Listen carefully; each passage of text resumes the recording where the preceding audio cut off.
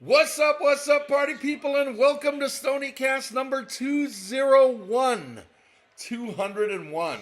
Season 6, episode 27 of Thoughts and Hunches, Making Money in Bunches, and Sucker Punches. It's your boy Stony coming right back at you for the 201st time, and I'd like to welcome all of my fellow criminals, scumbags, hoodlums, shady characters, lowlifes, fugitives from justice, heathens, scoundrels, altar boys with unhealthy relationships with their priests, hustlers, wise guys, hooligans, foul-mouthed raging alcoholics, MLB players that have got into a fight with Bryce Harper, cheats, gangsters, fienders with abusive language, degenerates. Let's face it, anybody with a massive gambling problem. If you fit into one or a couple of those categories, congratulations, because you're now one of us. One of us. Gooba gobba, one of us. We accept it. Know the reference. That's all I got to say. Hey, make sure to hit the subscribe button right down here in the lower right-hand corner. Ring that bell. That way you can get notified every time I put out a new video. To spread the word is also very easy. Just tell other fienderates, degenerates, and scumbags like Josh and Matt and Justin and all the other degenerates. Just tell them to go to YouTube, type Thoughts and Hunches right in the search bar. It'll bring you to my page, and you can get dialed into everything that I give you. Also, if you're new and you don't know what's what with this channel, it's college and pro football winners, MLB playoff winners, and college basketball winners, of which I'm watching games right now, and all I do is win. It's crazy.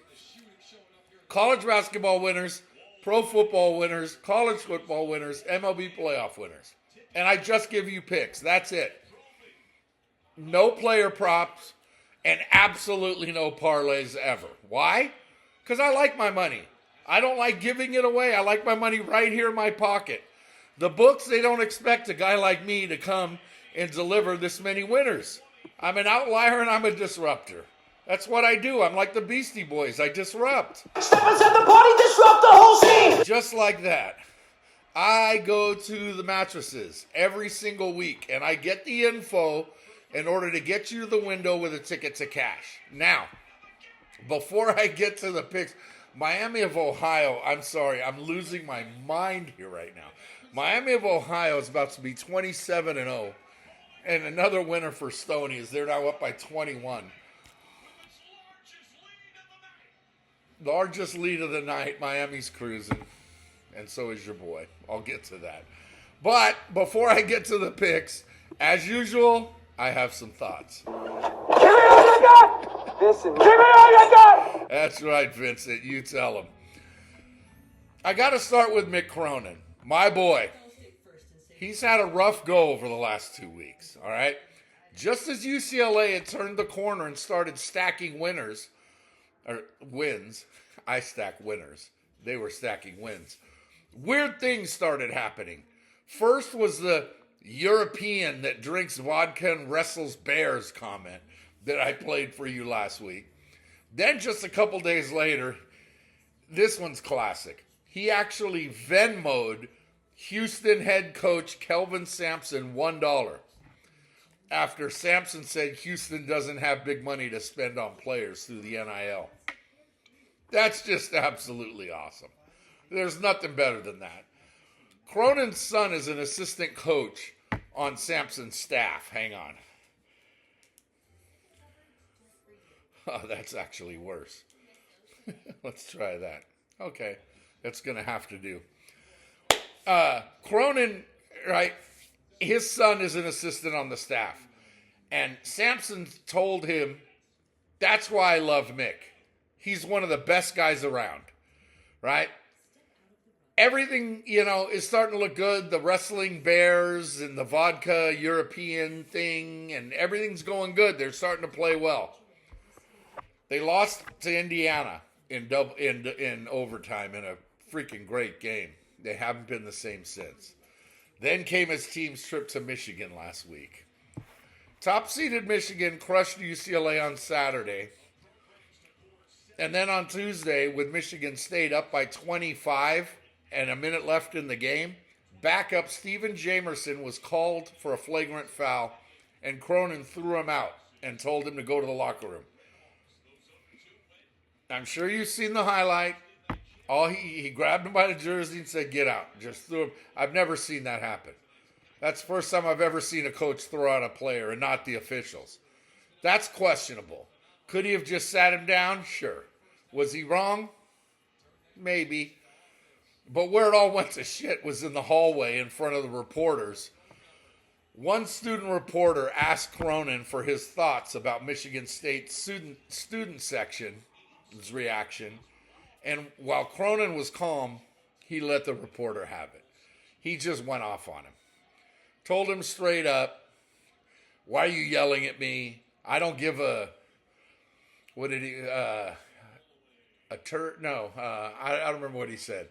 Not a flying fuck. He didn't say that. He said, "I don't give a rat's ass about what the student section was saying." Are you telling me, are you raising your voice at me? And Cronin just kind of lets him have it. And he goes, "Dude." And Cronin's just talking like this. And he just unloads on this guy, but talking like this the whole time. Now, I think he's okay for teaching the student reporter a lesson. But now, all the talking heads, all of a sudden, are calling for his head, saying, "Cronin's come unglued." And they compared him to Jerome Tang, who was fired by Kansas State last weekend, exactly like I told you he would in Stoniecast 200. Cronin's fine. Although he had a rough last week in the state of Michigan and now finds himself on the bubble of the tournament when 2 weeks ago they were firmly in. Well, they're wobbly now. And UCLA needs a strong finish in order to get an invite. As for Cronin's job status, just stop. All right? Stop. He's not going anywhere. Staying with college hoops, because aside from Olympic hockey, it's the only thing that matters right now, and the sheer craziness and top-notch games we've been seeing for the better part of 3 months. Just in the last week, we've seen Iowa State, Kansas, Texas Tech, Arizona, Michigan, Purdue, Iowa State, Houston, and Alabama and Arkansas played a freaking classic on Wednesday. And there's more. There's more games. 2 massive ones tomorrow. If you're not watching these games, you're missing out. I said that these matchups are top-notch, and I ain't lying. This is high-quality basketball being played with all these amazing ball players in what I called the greatest freshman class in the history of college basketball a month ago. I saw an NBA draft primer on ESPN yesterday that had the top 9 draft picks in this summer's draft they were all freshmen. And they were all on my list 2 weeks ago. Next week I'll have an updated top 10 because there's been injuries like to Carolina's Caleb Wilson. Some players that have taken it to another level too. So check out the hoops, as we've only got 1 week left until conference tournaments begin with the mid-majors. Now, with that being said, next week is the last week of the regular season for the mid-majors. And their conference tournaments begin a week from Monday, while the Power 4 conferences play another week before their conference tournaments get going, leading up to Selection Sunday, which is only 23 days away from today. Keep that in mind. Finally, I hate to go back to the Super Bowl because I hate talking about football after the Super Bowl, but I just wanted to point out to all of you that you need to YouTube the Mike Vrabel video outside his locker room following their loss. It's Vrabel waiting to greet every single one of his players, and he spends a minute with each one of them, every single one. Get your handkerchiefs and your tissues out because it's a tearjerker. And it's impressive. It really is. And it shows that Vrabel doesn't say the same thing to everyone and actually spends time with each one of them. That's got to be one of the hardest things to do after you just got boat raced for the better part of 4 hours on the field. But what it shows is how much respect his players have for him and how much he has for them. Living in Nashville, and as much as I like the hiring of Robert Saleh and Brian Dable, the video shows how lost the Titans management is by letting him go. I said it the day he was fired, that the Titans made a massive mistake, and this video just proves it. Mad props to Vrabel and what he did in showing he's one of the best in the game, who's widely respected. As for the week that was, another solid week. Started off okay, but aside from Friday's 5-5, I never posted a losing day. And I really turned it up on Saturday and Sunday, which included my 6th straight winner in the Degenerate Special to make it 10 straight winning weeks. Let's take a peek at some numbers, shall we? Last week, 64 wins, 44 losses, 60% right on the dot. That's just freaking awesome. NCAA for the season, 58. 585 wins, 417 losses, 5 pushes. That's 58.38%. That's crushing it. With over 1,000 plays so far this season and only another week and a half of regular season play, forget about it. Degenerate Special, 20 wins, 11 losses, 64.52%. That's 6 in a row, which means the number just keeps rising. Now, overall, all 26 episodes so far, 1,700 total plays, 1,105 winners, 768 losses, 13 pushes.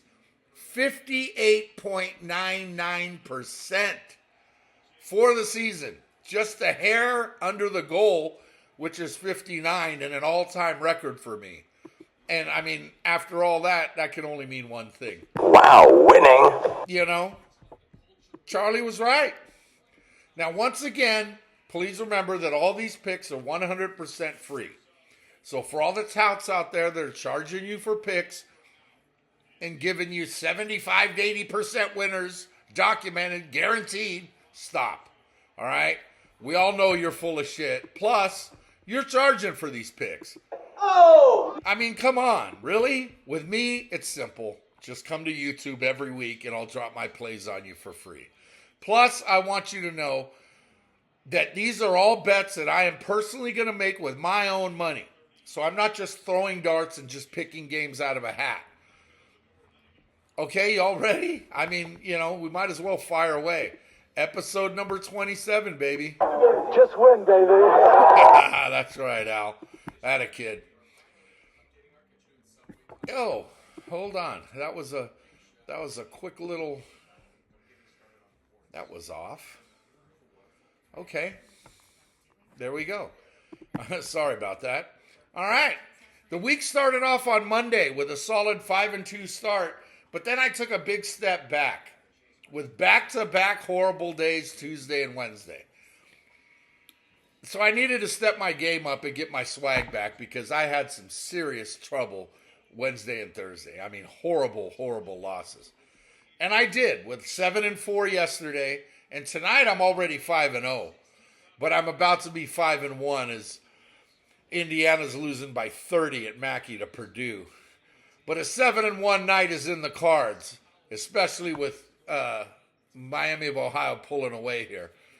So the bounce back, along with the large and the stacking of winners, it's all there. It's all there. All you got to do is just look for it. Clacking lots of dollars, we all got gold. Attaboy, Mix-a-Lot. You tell him. Now, for tomorrow, keep in mind, all these games that I like, these are the current numbers as of around, what is it now? It's about 9:30, 10 o'clock Eastern on Friday night. And they're absolutely subject to change, so keep that in mind. So let's get after it. Noon Eastern tomorrow, CW Network in the ACC. I like Florida State on the road, catching 9 and a hook at Clemson. FSU's won 4 out of 5 to get back to 500, while Clemson's dropped 3 in a row. Clemson wins, but the Noles get the back door. Noon Eastern on ESPN in the SEC. I'm on 12th ranked Florida on the road, laying 12.5 at Ole Miss. The defending national champion Gators have rounded into form, and they've won 6 in a row, while Ole Miss is a train wreck. They've lost 8 in a row and have only covered 2 of those. Yeah, I know it's a big number to lay on the road in conference, but the Gators have to be the play here. Noon Eastern on Big Fox in the Big East. I'm going to roll with St. John's at home, laying 12 over Creighton. Everyone heard or saw Creighton win at Connecticut on Tuesday. But to follow up a trip to Stores with a trip to the world's most famous arena, Madison Square Garden? Nah, not this time. The Johnnies have won 12 in a row and beat Creighton by 17 last month in Omaha. Even without Ian Jackson tomorrow, Redmen roll. Give me a second.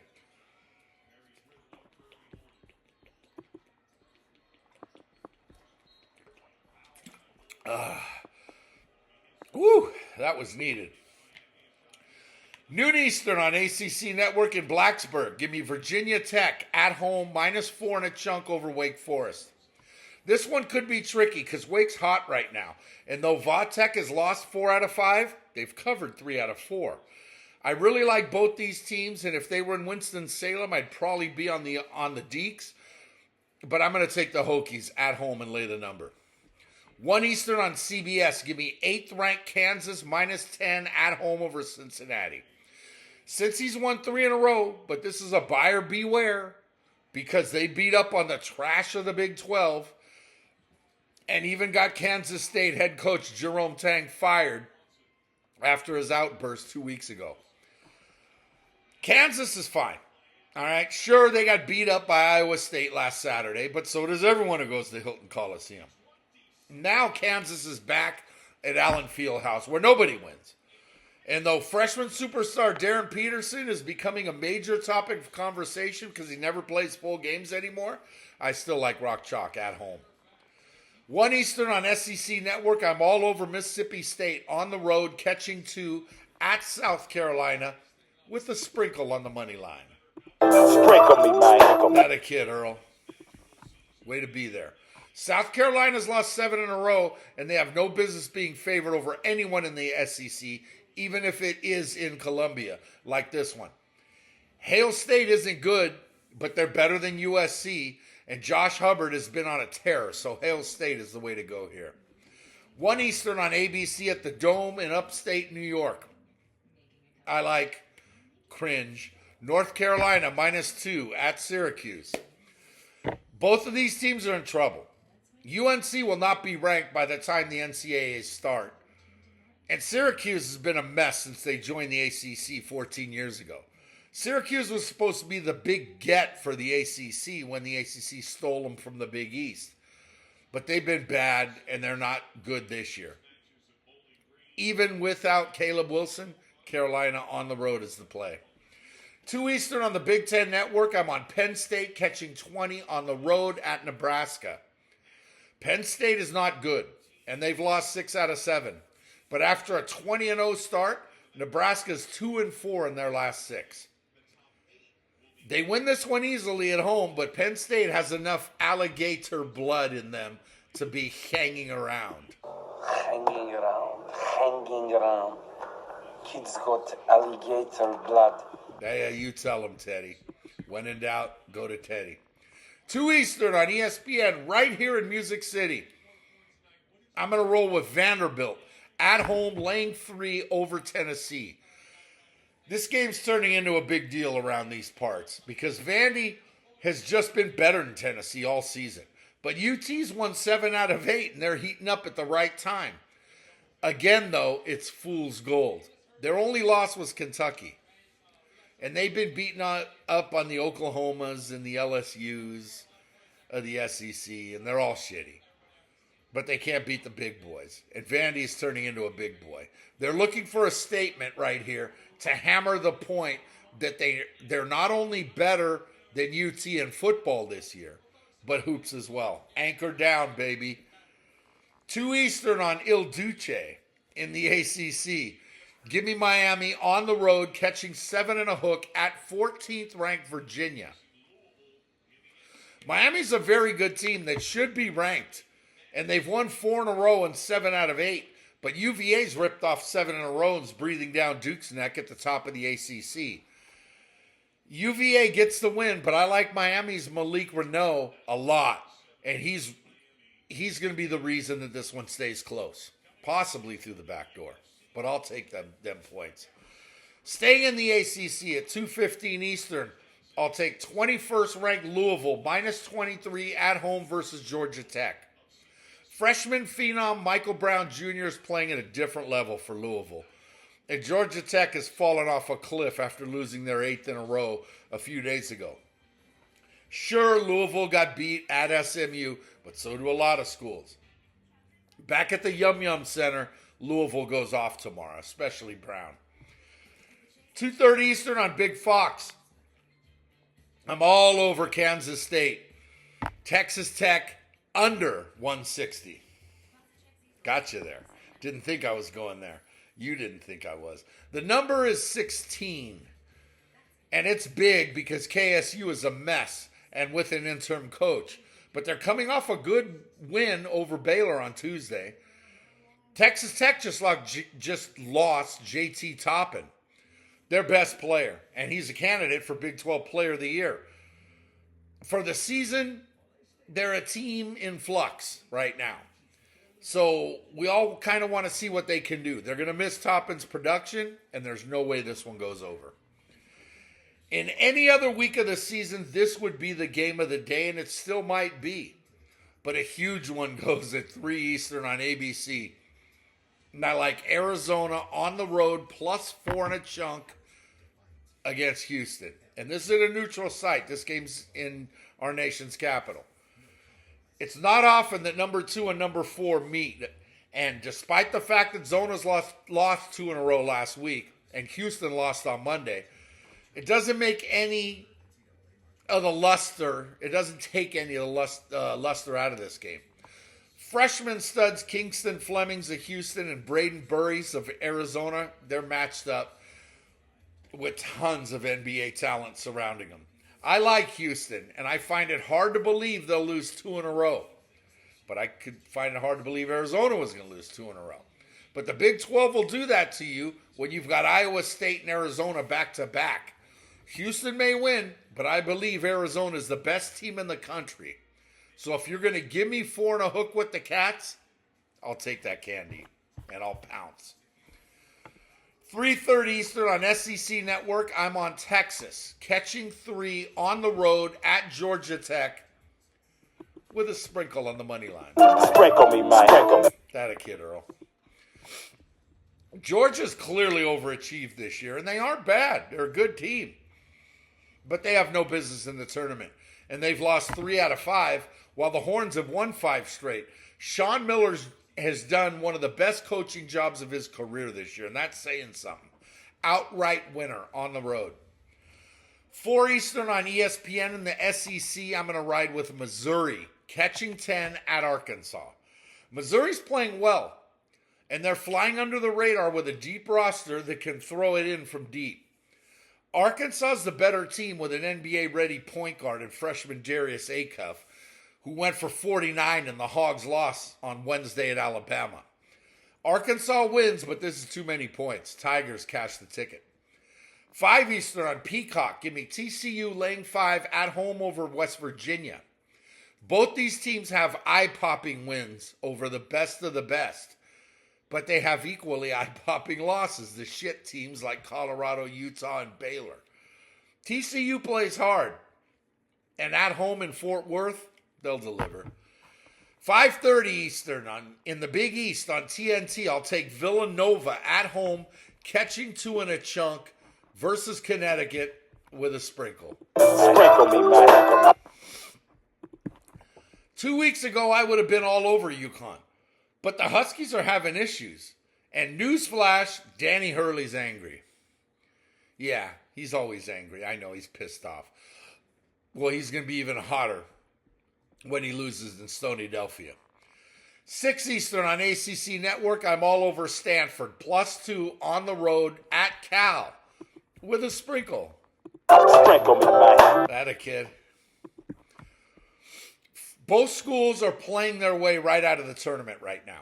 Cal's been better, but they don't have an answer for Stanford's Ibuka Okore, who's really upping his game as a future top 10 NBA draft pick. Probably as early as this June, unless he decides to stay. Cal beat Stanford a month ago in Palo Alto, but tomorrow Stanford returns the favor. 6 Eastern on CBS Sports Network in the Mountain West. I like San Diego State on the road, laying 2.5 at Colorado State. This is a good game. The Rams have won 4 in a row behind an excellent defense, but the Aztecs are the play to bounce back from their loss Tuesday to Grand Canyon and keep pace with Utah State.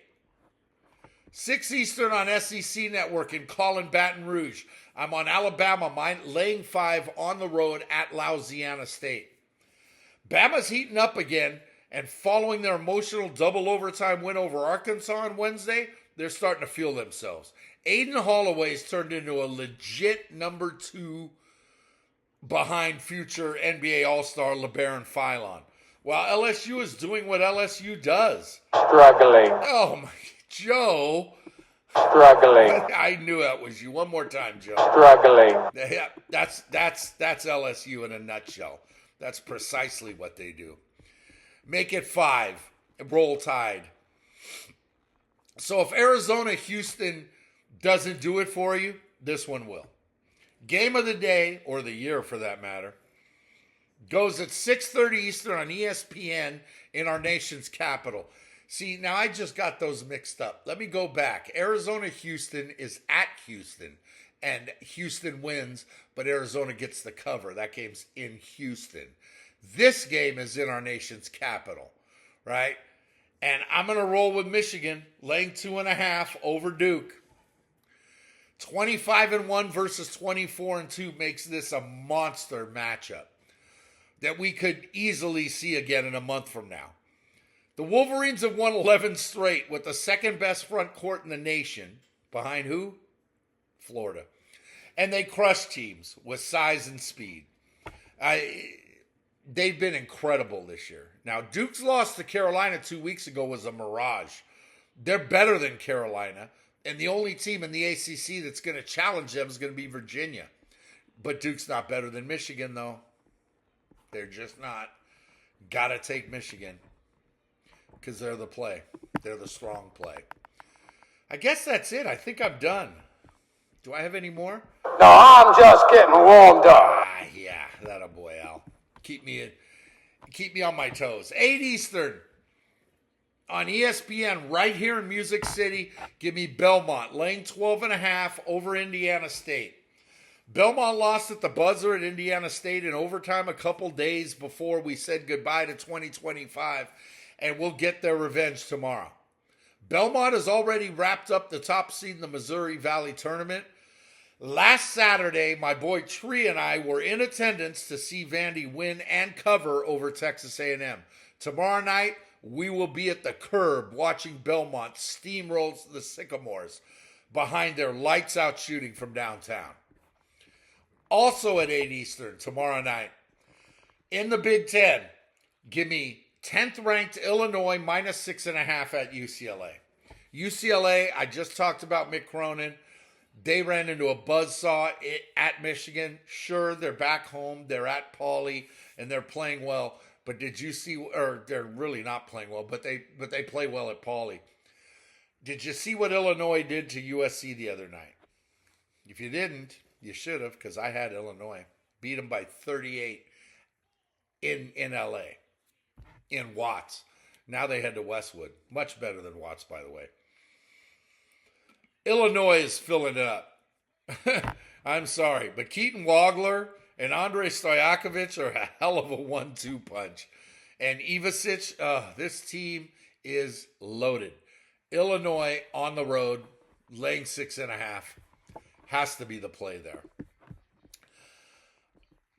8:30 Eastern on ESPN in the SEC. I'll take Kentucky on the road, laying 3.5 at Auburn. Kentucky's 2-game loss streak ends here as the Cats take out an Auburn squad that's lost 5 in a row. And they're struggling. 10 Eastern on ESPN Plus. I like UC San Diego on the road catching 5.5 at UC Irvine. San Diego's battled and played hard, but they've been bitten by the injury bug. They're all back and healthy now, while Irvine sits a game up over everyone in the Big West. San Diego has the chops to keep this one close. 10 Eastern on the U. I'm on UC Santa Barbara, catching 4 on the road at Hawaii. These are two teams, two of the schools that are chasing Irvine for the Big West supremacy after both teams lost their last two. Hawaii doesn't have that killer factor, and they may be better than Santa Barbara, but this one's got the makings of a one-possession game in either direction. 10 Eastern on FS1. We got a good one in the Mountain West, and I'm going to roll with Nevada at home +5 over Utah State. Nevada's lost 2 in a row and 3 out of 4, while Utah State's won 11 in a row. The Aggies lead the Mountain West with San Diego State and New Mexico hot on their tail. Utah State's dangerous, but Nevada shakes off their struggles at the Lawler, the place where I met Paul McCartney. I got to tell that story if I haven't already, but I met Paul McCartney at a urinal at the Lawler Center for a Prince concert, of course, because that's the definition of game recognizing game. That's Paul McCartney going to see Prince. And me, of course, because I got game. You all know I got game. I got all the game. Shout out Ice Cube. 10 Eastern on CBS Sports Network in the West Coast Conference. I'll take Santa Clara on the road, laying 8 in a chunk at San Francisco. Santa Clara had a shot to take control of the conference, but lost last week's degenerate special to Gonzaga, and another one of my many winners. USF has lost 4 out of 5, and Santa Clara's only 2 losses this year in 26 were both to Gonzaga. Broncos all night here. And speaking of the degenerate special, this week's version goes at 10:30 Eastern on ESPN in the Big 12. And I'm on Iowa State -3 and a hook at Brigham Young. Sure, Iowa State got beaten by TCU 10 days ago in a rare off night shooting the rock. BYU is Penn State football, period. They beat who they're supposed to beat, but they can't beat the big dogs. Well, guess what? Iowa State is a freaking big dog. Sure, it's in Provo, and A.J. DeBonsa has stepped up since Richie Saunders was lost for the year, but Saunders ain't coming back, and DeBonsa won't be able to go off on the Cyclones. Milan Momcilovic, he leads a host of Cyclones that can score in bunches. I can't, in good faith, take BYU until they prove me wrong. Iowa State gets it done in the late night get right. Show me the money. Let's look at Rod Tidwell. Gotta love you, Rod. Thank you. That's 27 college hoops plays. And that's going to do that's 28. I'm sorry. That's 28 college hoops plays. And that's going to do damage. It's going to get us our 11th straight winning week. I just know it is. Especially after the rough 2 days I had. But yesterday was nice. Today's nice. We've turned that corner and we're back. Make sure to check out the comment section every single day, starting on Sunday, right, going forward. And they're just going to keep coming for another month and change. And also keep an eye out for STONIECAST 202, which will drop next Friday. So until then, just remember, if you want to win big, you got to bet big. You can't go broke taking a profit. Good teams win, but great teams cover. Scared money don't make money. The less you bet, the more you lose when you win. Shout out to Chris the Bear FALLICA for that one. For me, the action is the juice. Tell him, Mikey. for me, the action is the juice. Amen. I'm in. That's right, Mikey. All day, every day. The difference between making money and winning is that anyone can win betting chalk, but you can't make money unless you take the dogs. God made life a gamble, and we're still in the game. Shout out to the late, great Joe Diffie. There's money on the streets that can't be ignored. And finally, good luck to you. Miss you, Gooch. I know you love this time of year. My brother, Gooch. Pay him. Pay that man his money.